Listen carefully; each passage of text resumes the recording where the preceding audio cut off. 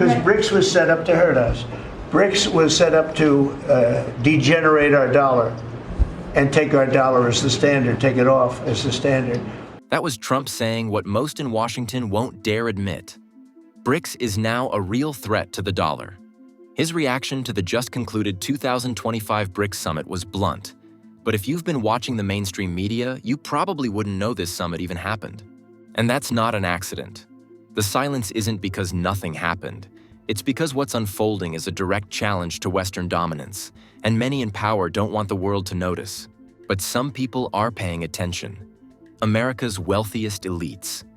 Behind closed doors, they're sounding the alarm. Why? Because with every BRICS summit, the foundations of dollar dominance look a little shakier. Billionaires, investors, even former policymakers are warning of a coming reset, and Trump knows it too. That's why he's gone on the offensive, threatening BRICS plus nations and even warning US allies, help BRICS, and you'll face consequences. So why is Trump so fixated on this bloc? Why the threats, the tariffs, the ultimatums? The truth runs deeper than most realize. The economic world order is shifting, and it's happening fast. Stay with me. Subscribe if you haven't already, because what comes next could change everything. The 2025 BRICS summit wasn't just another diplomatic gathering, it was a bold declaration. The Global South is done playing by the West's rules. In their joint statement, BRICS leaders called for a multipolar world, one where power isn't hoarded by a handful of wealthy nations but shared across regions and systems. And this vision is no longer theoretical. BRICS now represents 46% of the global population and 35% of global GDP, surpassing the economic weight of the G7. With Indonesia joining as the first Southeast Asian member and countries like Nigeria, Vietnam, and Malaysia stepping in as partners, BRICS is expanding fast, especially in regions eager to have a voice in global decision-making. So why isn't this headline news in the West? Because it doesn't fit the narrative. Western media often frames BRICS as a mismatched alliance, too diverse to unite around anything meaningful. But the summit proved otherwise. Despite huge differences, from India's democracy to China's authoritarian model, the bloc managed to align on key issues, at least for now. That cohesion is hard for the West to ignore, and even harder to explain away. Take the International Monetary Fund, IMF, for example. The US and its allies hold disproportionate control. BRICS nations combined have just 18.4% of the IMF's voting power, less than 5 Western European countries, which hold 19.1%. The US alone controls 16.5%, and no policy can pass without Washington's approval. In short, institutions like the IMF and World Bank function as extensions of US influence. That's why BRICS is building its own alternatives. The New Development Bank, NDB, and the Contingent Reserve Arrangement, CRA, are already providing loans and financial backstops, without the political strings attached. Still, this shift isn't seamless. Brazil and India favor reforming the current system, while Russia and China advocate for a complete break from the West, creating internal friction. But even with these differences, the message from Rio was loud and clear. BRICS is not waiting for permission. The reset has begun. At the 2025 summit, BRICS took a direct shot at US economic strategy, condemning tariffs and sanctions as tools of coercion used to preserve Western dominance. The declaration didn't mince words, and neither did Donald Trump. Clearly rattled by the summit's momentum, Trump once again responded with threats. He's been down this road before. Back in 2024, fresh off his re-election, he warned of a sweeping 100% tariff if BRICS challenged the dollar. But now, he's talking about 10% tariffs. The shift in tone suggests something deeper, a strategy that's losing steam, and an opponent that's growing stronger. Trump's rhetoric has become almost routine. He repeats the same warnings, but the world is no longer listening. And behind that repetition lies a growing fear. A fear that BRICS might actually succeed. Let's look at the numbers to understand why. The expanded BRICS group now includes new members like Egypt, Ethiopia, Iran, the United Arab Emirates, and Indonesia. Together, these nations form the largest economic bloc by purchasing power. surpassing the G7 and reshaping global trade flows.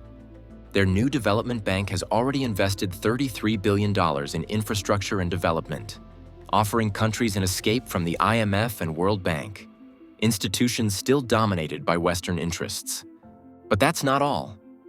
BRICS is also developing BRICS Pay, an alternative to SWIFT, and expanding trade in local currencies. With the US dollar involved in 88% of global transactions, even a partial shift could trigger major consequences.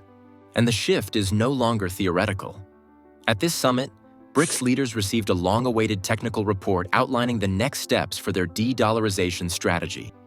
Meanwhile, Trump doubled down with another broadside. His July 7th Truth Social post accused BRICS of anti-American policies, but failed to clarify what that actually meant. Was it their criticism of US tariffs? Their rejection of unilateral sanctions? Their condemnation of US-Israeli strikes on Iran? The vagueness hints at something else, a fear of losing control. Consider this. The US dollar still makes up 58% of global currency reserves. If BRICS nations band together and accelerate de-dollarization, the repercussions for the US would be severe, from weakened financial leverage to higher borrowing costs at home. Here's the twist. Trump's own policies could make things worse for the US. Economists warn that a 100% tariff would raise consumer prices, fuel inflation, and drag down growth, hurting American households more than BRICS economies. And while Trump tries to isolate BRICS, the bloc keeps growing. Over 30 countries, including Malaysia and Thailand, are lining up to join. Brazilian President Lula put it bluntly, "The world doesn't need an emperor. The old rules no longer apply, and BRICS isn't backing down." But this isn't just about trade. BRICS also took aim at unauthorized sanctions, like those imposed by the US on Iran and Russia, arguing they violate sovereignty and hurt human rights. Their solution? Build alternatives. And this is where talk of a reset gets real. If BRICS succeeds in building a viable financial system outside the dollar, it could fundamentally reshape the global economy. But hold on, it's about to get even more interesting. Let's talk about Southeast Asia. The 2025 BRICS Summit wasn't just about the original member states. It marked a seismic shift in global alliances, with Southeast Asia stepping onto the BRICS stage. Indonesia's full membership, along with new partnerships from Malaysia, Thailand, and Vietnam, has given the bloc a powerful new engine and left the West scrambling. This region is no minor player. With a combined GDP of $3.5 trillion and a population of 670 million, Southeast Asia is one of the world's most vital economic hubs. It manufactures semiconductors for Intel, smartphones for Samsung, and apparel for Nike. In fact, it accounts for 24% of US imports in high-tech and consumer goods. For years, the US viewed Southeast Asia as its best bet to de-risk supply chains away from China, leveraging ASEAN's strategic position to check Beijing's rise. But now, with BRICS expanding into the region, that strategy is falling apart. The US is quickly finding itself isolated, with no viable alternative to fill the void. Southeast Asia's role in global trade cannot be overstated. It's the world's fourth largest exporting region, and Vietnam alone makes up over 4% of US imports. In 2024, the World Trade Organization estimated Vietnam's trade partnerships at $200 billion. Its proximity to China, skilled labor, and low production costs made it the go-to choice for companies fleeing Chinese geopolitical risks. But Washington overplayed its hand. On day one of Trump's second term in 2025, he scrapped the Indo-Pacific Economic Framework and slapped 32% tariffs on Indonesia and 40% on Vietnam, pushing them straight into BRICS open arms. Leaders like Indonesia's Prabowo and Malaysia's Anwar Ibrahim, tired of what they call US economic bullying, turned to BRICS' new development bank and BRICS Pay for support, tools that offer $33 billion in financing and a growing alternative to SWIFT, helping countries bypass dollar dependency. With Southeast Asia on board, BRICS now anchors nearly half the developing world's manufacturing capacity, creating a powerful alternative to Western-led supply chains. And the US? It's running out of moves. Africa, with its crumbling infrastructure and a $50 billion energy gap, can't offer the industrial depth BRICS is gaining in Asia. China already outspends the US there by $22 billion. Europe is weighed down by high energy costs and an aging workforce.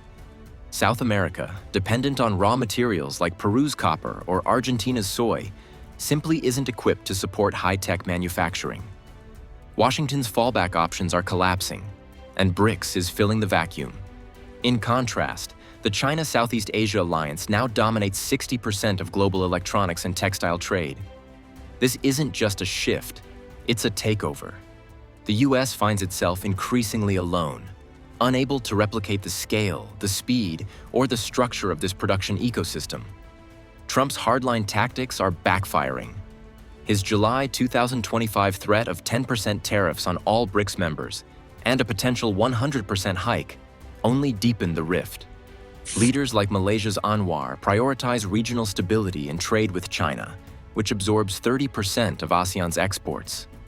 The more Trump pushes, the more these countries pivot toward BRICS. Cambodia's refusal to cut ties with China despite US pressure is just one example.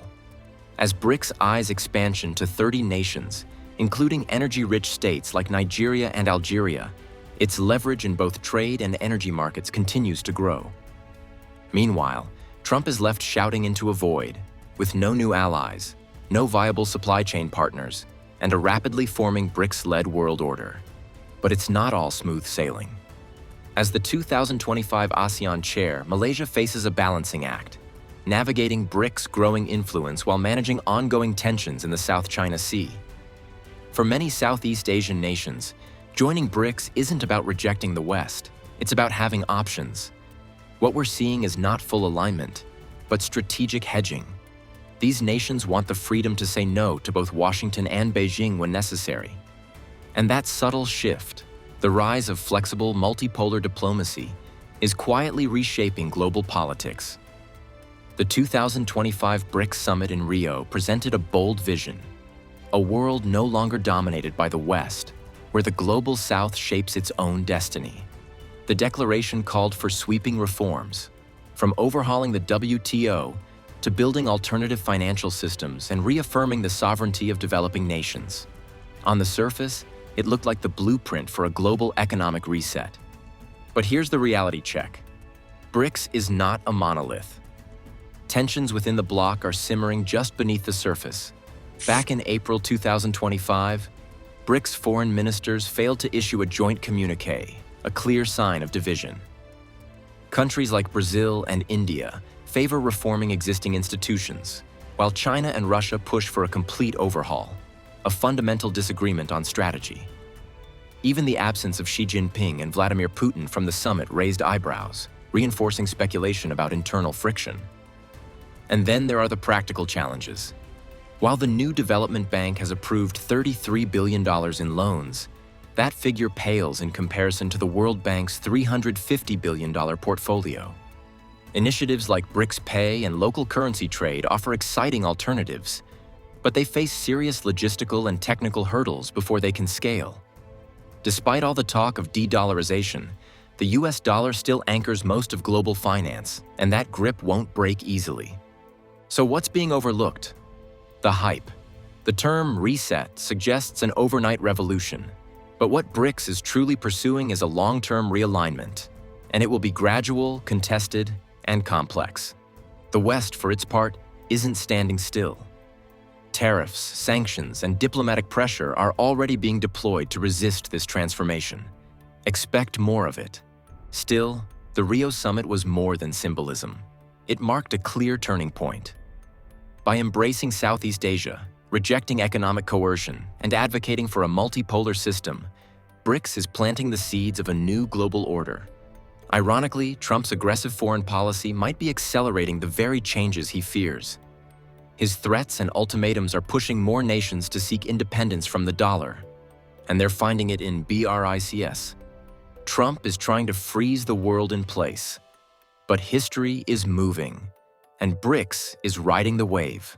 The battle for global economic power is far from over. But one thing is clear. This time, BRICS isn't just pushing back, it's leading the charge. If you want to stay ahead of this global shift, subscribe now, because the next chapter is already unfolding.